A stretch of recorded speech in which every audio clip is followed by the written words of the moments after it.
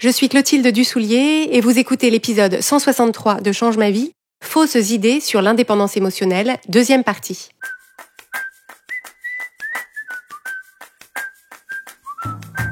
Bienvenue sur Change ma vie, outils pour l'esprit. Je suis Clotilde Dussoulier, master coach certifié, et sur ce podcast, je vous livre chaque semaine des outils précis et concrets pour comprendre les mécanismes de votre cerveau et de vos émotions et construire exactement la vie à laquelle vous aspirez.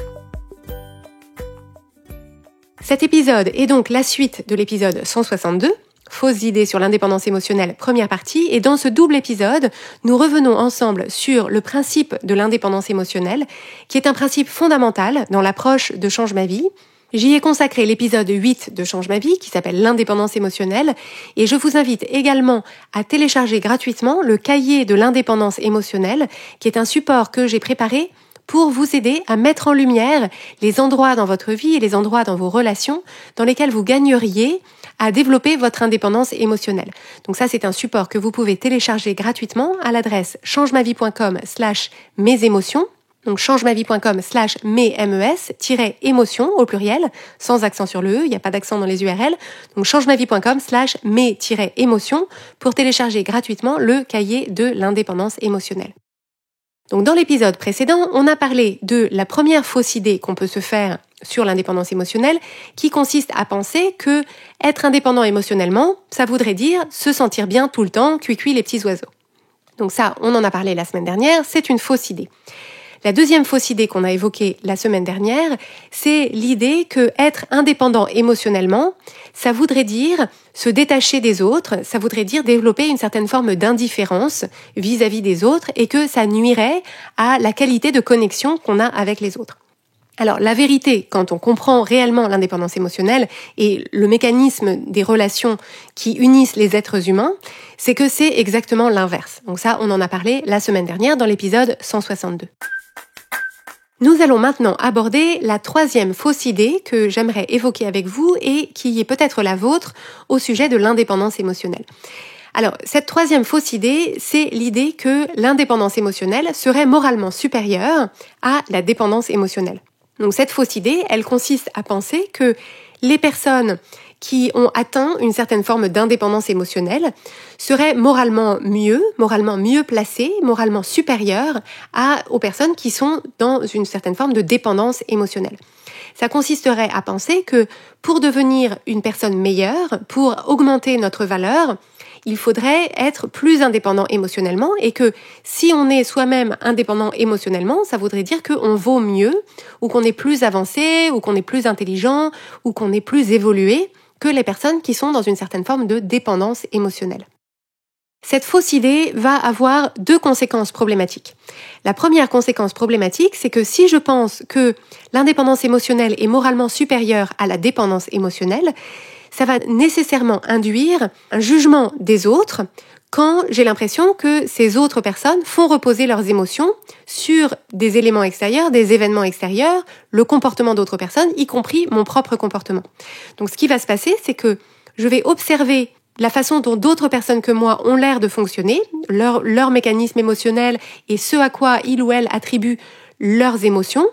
et je vais me sentir moi-même moralement supérieure parce que je vais me dire, moi je sais que tes émotions sont créées par tes pensées, toi tu ne le sais pas, et donc moi j'ai raison, toi tu as tort, ma façon de voir les choses est supérieure à ta façon de voir les choses, et en conséquence de ces jugements, je vais ressentir de l'agacement, de l'impatience, du mépris et une certaine forme de supériorité. Donc ça va être problématique dans la qualité de relation qu'on a avec les autres, parce que si, quand les autres ressentent certaines émotions et voient les choses d'une certaine façon, on se sent moralement supérieur parce que nous, on a compris l'existence humaine, les règles de l'existence humaine, et que du coup, on se sent supérieur par rapport à ça, ça ne va pas du tout nous aider à être connectés à cette personne-là dans ce qu'elle traverse, et donc ça va nuire à la qualité de cette relation.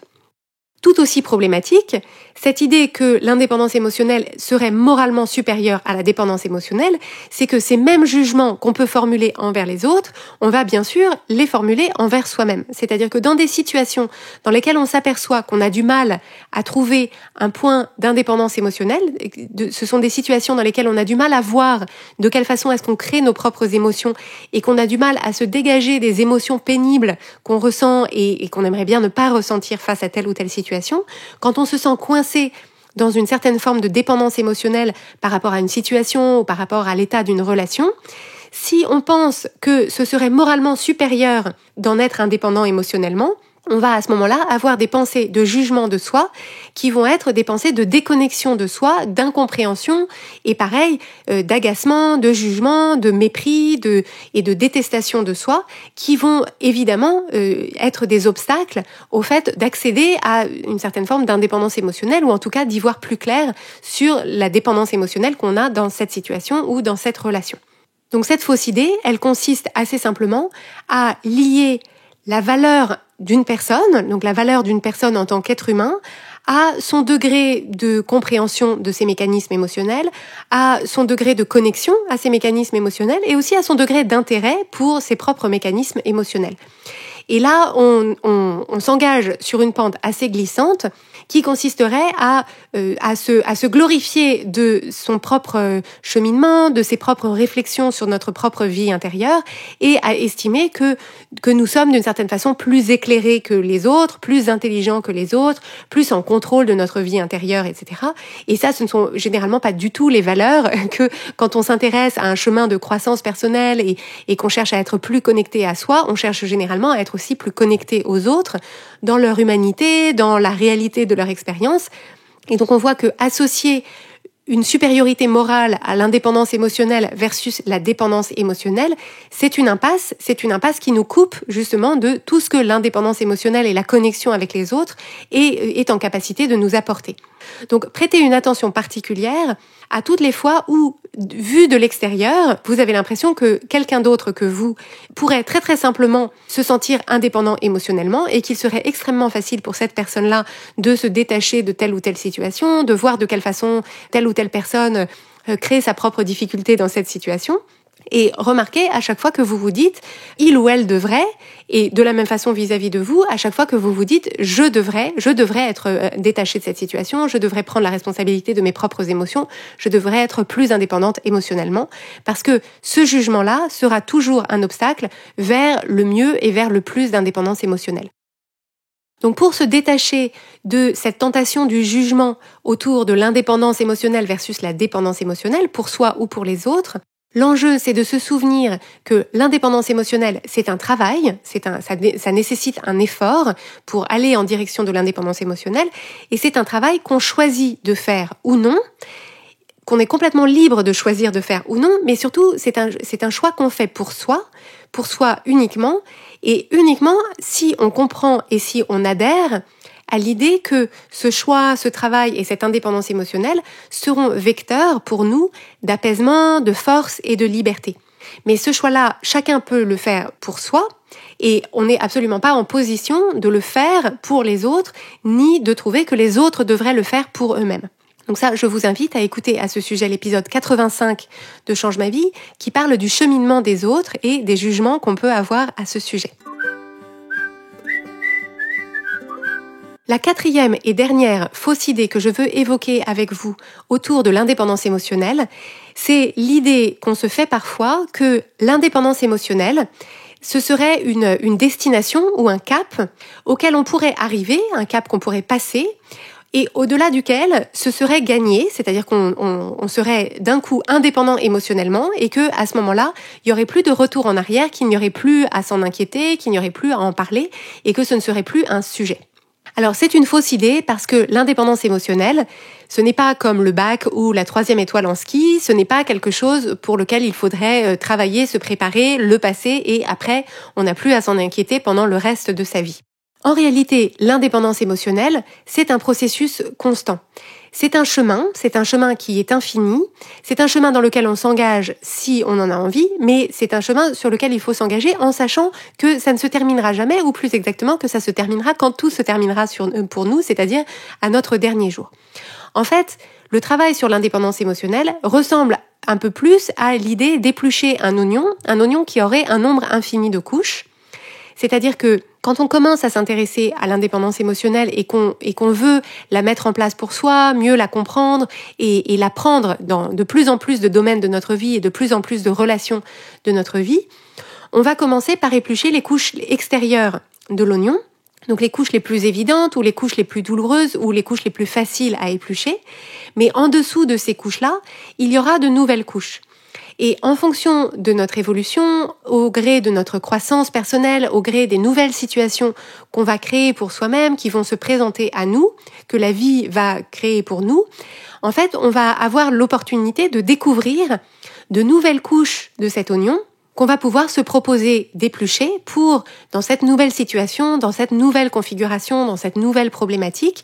apprendre à développer cette indépendance émotionnelle qui est justement source d'apaisement, de force et de liberté. Par contre, la bonne nouvelle, c'est que c'est certes un oignon infini dans le sens où on aura toujours besoin de mettre en place ce processus, de partir d'une situation par défaut dans laquelle on est plutôt dans la dépendance émotionnelle, de la comprendre, de la dénouer, de s'en affranchir pour aller vers l'indépendance émotionnelle. Donc on aura toujours ce processus qui sera en œuvre dans un domaine ou un autre de notre vie. Mais par contre, ce qui se passe, c'est que ça devient à force de plus en plus facile d'identifier nos dépendances émotionnelles et de plus en plus facile de s'en affranchir.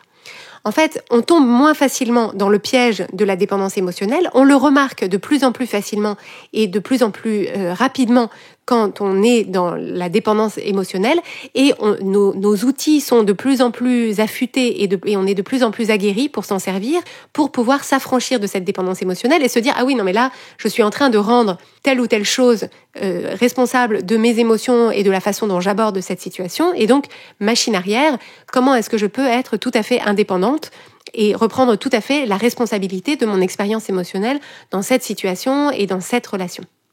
Et le corollaire de ça, qui est tout aussi encourageant, c'est que quand on a plus d'expérience pour utiliser ces outils, quand nos outils sont plus affûtés et qu'on est plus aguerris dans leur utilisation,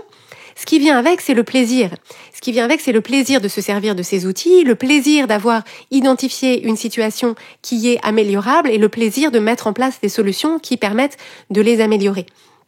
Et c'est de cette façon-là qu'on va pouvoir ensuite capitaliser sur une situation, puis 2, puis 3, puis 4, et donc devenir de plus en plus indépendant émotionnellement, arriver à cette indépendance émotionnelle sur chaque situation de plus en plus rapidement et avec de plus en plus d'aisance, et donc devenir de plus en plus quelqu'un qui s'identifie à ce principe d'indépendance émotionnelle parce que c'est une compétence qui est acquise, c'est une compétence qui est assimilée et intégrée, dont on sait qu'elle est disponible dès qu'on en a besoin et sur n'importe quel type de situation nouvelle. Ceci conclut notre double épisode sur les fausses idées qu'on peut se faire sur l'indépendance émotionnelle et j'espère vous avoir apporté des éclairages complémentaires qui vous permettent de mieux comprendre ce principe fondamental et puissant qui est au cœur de l'approche de Change ma vie. Et donc pour rappel, vous pouvez vous rendre sur changemavie.com/mesémotions, MES-émotions au pluriel et sans accent, pour télécharger gratuitement votre cahier de l'indépendance émotionnelle.